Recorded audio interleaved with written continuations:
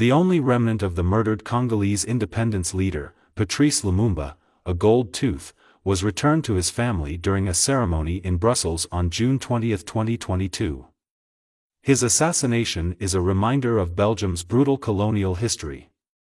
The tooth was placed in a casket and flown to what is today the Democratic Republic of Congo, which celebrates Lumumba, who was murdered by separatists and Belgian mercenaries in 1961, as an anti-colonial hero.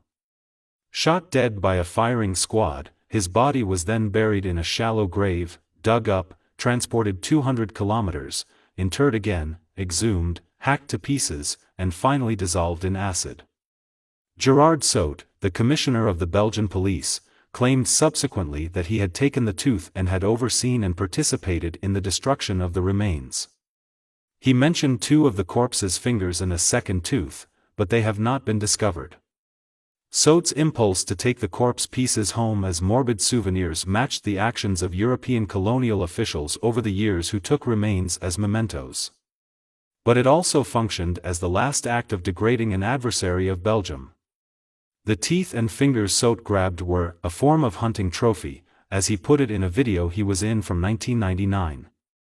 The language suggests that for the Belgian policeman, Lumumba, who was revered across the continent as a leading voice of African liberation, was less than human. At 34 years old, Lumumba had attained the position of prime minister. He led the newly independent country's cabinet after being elected during the final days of colonial control. Belgian King Baudouin hailed the colonial government in June 1960 at the transfer of authority and referred to his ancestor Leopold II as the civilizer of the nation. When he ruled what was then known as the Congo Free State as his private property, there was no mention of the millions who perished or endured brutality during his tenure. Belgian efforts to deal with the fallout from its exploitation of Congo's rubber, ivory, and timber have just started. As many as 10 million people died from starvation and disease during the first 23 years of Belgium's rule from 1885, when King Leopold II ruled the Congo Free State as a personal fiefdom. Others were murdered, or deliberately maimed to encourage others to work harder to fulfill impossible quotas of lucrative resources. It is worth mentioning that in Belgium, the international protests against racism that followed the death of George Floyd in the U.S. gave new momentum to activists fighting to have monuments to King Leopold II removed. Lumumba was not so reticent. He stunned the Belgians. Never before had a black African dared to speak the way he did in front of Europeans. However, Lumumba was described as an illiterate thief in the Belgian press and was seen as having humiliated the king and other Belgian officials. Some have claimed that Lumumba signed his own death sentence with his statement, but his assassination the following year was also tied to Cold War maneuvers and a Belgian wish to keep power. Officials in the West were concerned that Lumumba would give the Soviet Union preference as a protector and grant Moscow access to vital strategic resources like uranium. Due of his adamant anti-colonialism and potential tilt toward the Soviet Union, the Americans also planned his murder. The CIA had drawn up plans to kill the 35-year-old politician, while a British official wrote a memo suggesting that killing him was an option. Nevertheless, there seemed to be a personal element to the way Lumumba was vilified and pursued. The total destruction of the body, as well as a way to get rid of the evidence, seems like an effort to obliterate Lumumba from memory. There would be no memorial, making it almost possible to deny that he existed at all. It was not enough just to bury him. But he is still remembered. Lumumba's son, Roland, said that the return of the tooth meant his family would be able to finish their mourning. Lumumba's journey from prime minister to victim of assassination took less than 7 months.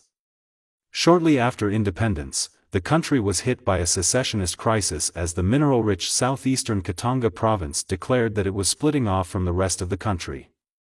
In the political chaos that followed, Belgian troops were sent in on the grounds that they would protect Belgian nationals, but they also helped support the Katangan administration, which was seen as more sympathetic.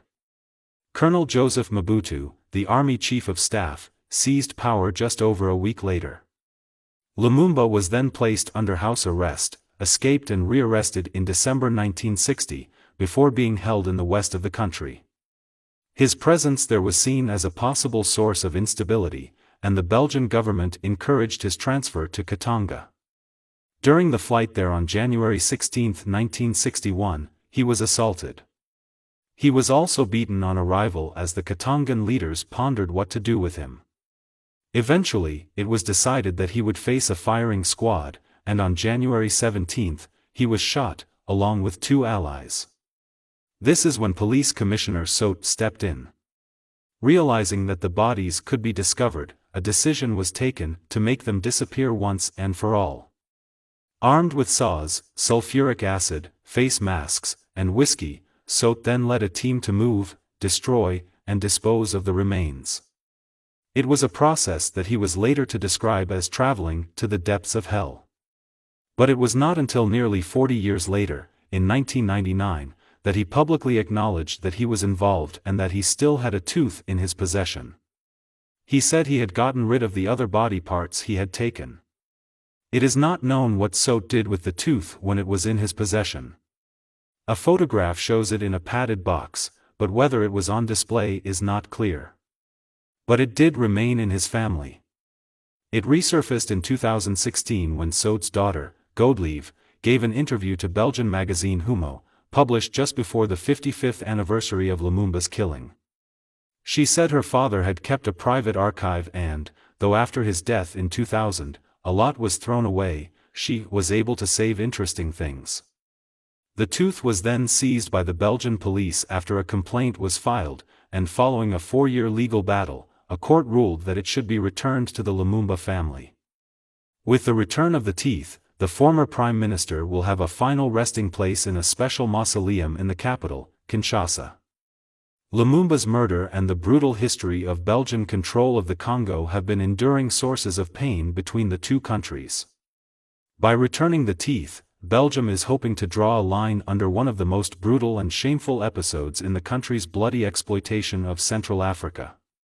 After 40 years, Belgian Prime Minister Alexander De Croo acknowledged that Belgium bears a moral responsibility over the murder of a man for his political convictions, his words, and his ideals. Belgium's King Philippe also expressed his deepest regrets for his country's abuses in its former African colony. Belgium has also made other attempts at honoring the leader's legacy, including naming a square in Brussels after Lumumba. The handover of the teeth will be another element in the process of reconciliation between Belgium and DR Congo over the colonial era and Lumumba's death. The burial of the tooth planned to coincide with the 62nd anniversary of Lumumba's famous Independence Day speech will offer an opportunity to revisit that past. Lumumba remains, for many in the Democratic Republic of the Congo, a symbol of what the country could have become after it gained independence. Instead, it became mired in decades of dictatorship and conflict that drained its vast mineral riches. Thanks for watching. If you like this type of content, make sure you like the page and turn on the notification bell for more stories.